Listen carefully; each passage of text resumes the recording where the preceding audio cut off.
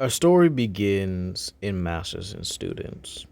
Like in canon, Skyquake is awakened by Starscream and Soundwave. However, something changes here, and it's really with Starscream. Very interesting when you think about it. Starscream's always been cowardly, always been the sniveling kind, you know? And obviously, even when Decepticons should be able to follow him because he is Megatron's second in command, they know good and well how he is and choose not to obey him.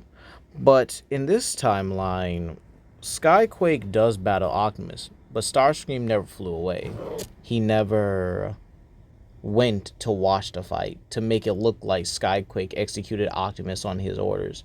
Instead, he thought, how dare he disobey me, the rightful heir to Megatron's throne. And so Starscream points his missile at Skyquake, shooting him right in the back. Keep in mind, Skyquake is off guarded on this one. He's quickly hit in the back and he's sent skidding right towards Optimus, collapsing right at his feet, now at the mercy of him as well. Optimus is in absolute disbelief.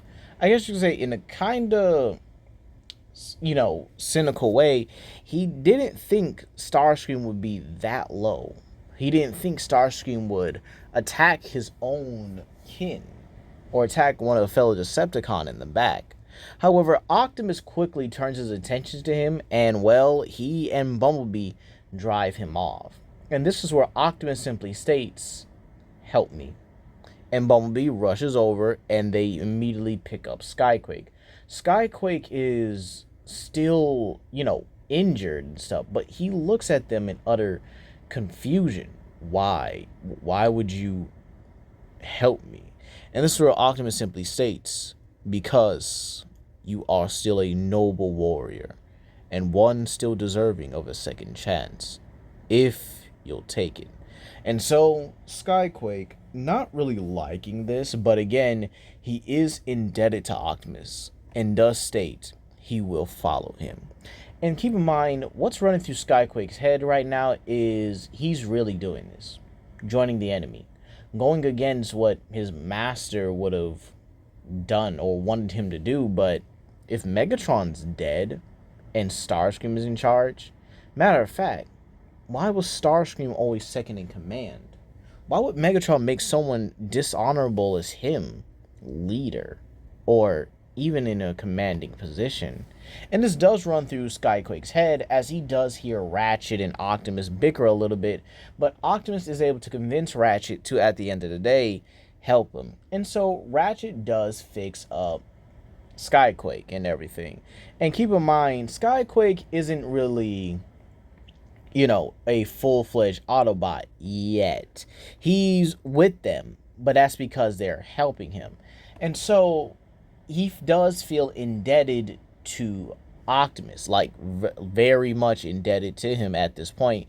And so Skyquake does actually state he is willing to join Optimus's cause fully. Meanwhile, in space, Starscream finds Megatron and the Dark Energon in the spark. However, he simply doesn't grab it. No. See, Starscream is a bit different here. He's more strategic. He's more thoughtful. He's thinking multiple steps ahead here. Sometimes I think is very schemy of Starscream, and sometimes I feel like we could definitely get a Starscream that actually thinks ahead rather than, acting in the moment to seize power and then fumbling along the way. You see, Starscream thinks to himself, Skyquake is likely joining the Autobots. And while that prediction is right, he does think that, considering they don't have the necessary muscle needed, Megatron is all they have.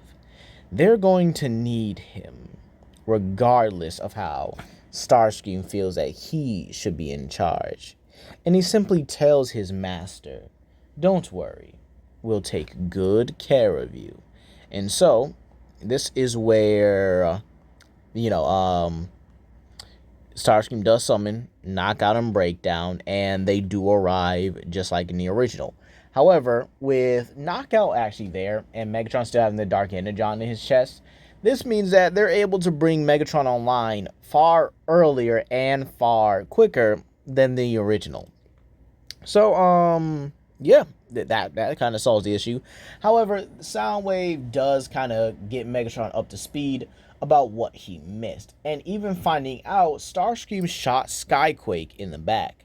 And Megatron is livid about this, that Starscream legit gave the Autobots an opening to recruit one of the most dangerous soldiers ever produced by the Decepticon cause. And so Megatron says, you're going to have to make this up to me one way or another. And this is where, he does pretty much beat down Starscream. But now we really go to the Autobot base, where Skyquake is kind of just there with Optimus and Ratchet, while the other Autobots are, kind of chilling with their human compatriots right now. Keep in mind, Masters and students would still be going at this point, but it's just a completely different way. Now, outside of the base, Optimus and Skyquake are pretty much having a heart to, or a spark to spark right now, where they both kind of see each other's POV, or point of view, excuse me, of their cause.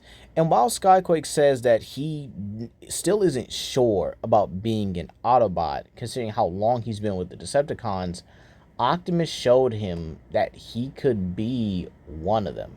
And actually, gave him this chance despite all he's done.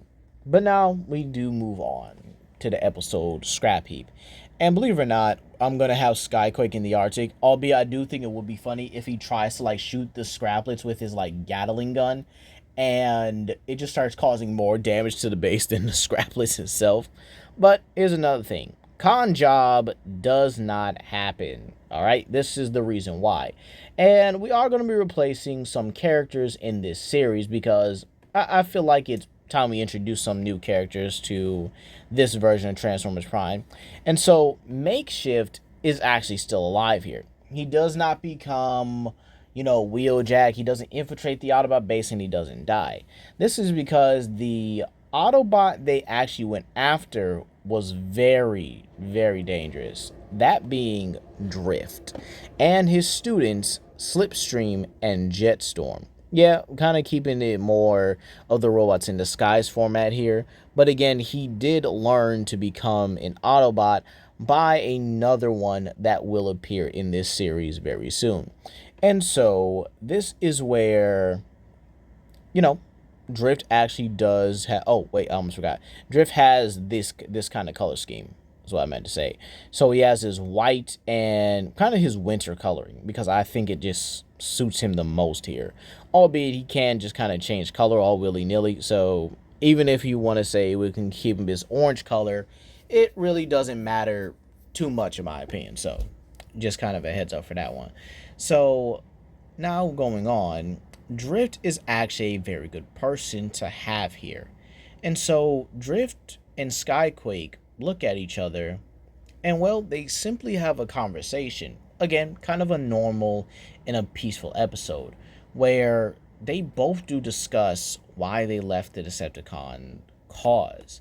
And while Skyquake, it's because Optimus saved his life from being attacked and being, likely killed by another Decepticon, and likely forced to serve someone he would never in a million years. Drift states that he seems honorable, but he also needs him to understand the Decepticon cause was never honorable. It was never like that up until a certain point. You see, they resemble the last the last memories of what the Decepticon cause was originally meant to be. Honorable, noble, but again, willing to get its hands dirty, but never compromising, never doubling down, never, losing its morality. And so the Autobot cause represented the hope for the future, hope for peace, hope for a better way, a hope for unity. And this is where Skyquake and Drift actually do form their little, a pairing, if you will. the land and air and stuff like that. You know, they're yin and yang to each other. Where Skyquake and Drift do start to kind of hang around each other a lot more, to the point where you can honestly say they are partners, if you will. Two former Decepticons, now bound by their honor to serve a cause, a noble and just cause, by the way, that actually showed them that there was always a better way. So the Autobots get a new member, while the Decepticons get nothing. No location of the Autobot base, no whatchamacallit, no Autobot prisoner that's been kidnapped and stuff like that. None of that. Okay? None of that's there. So I think it's actually pretty good to end off that episode, in all honesty.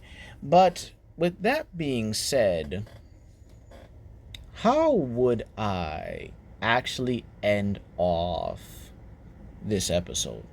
Or just end off this moment, in all honesty? Believe it or not, I would have the Autobots being contacted by Agent Fowler for the episode Convoy.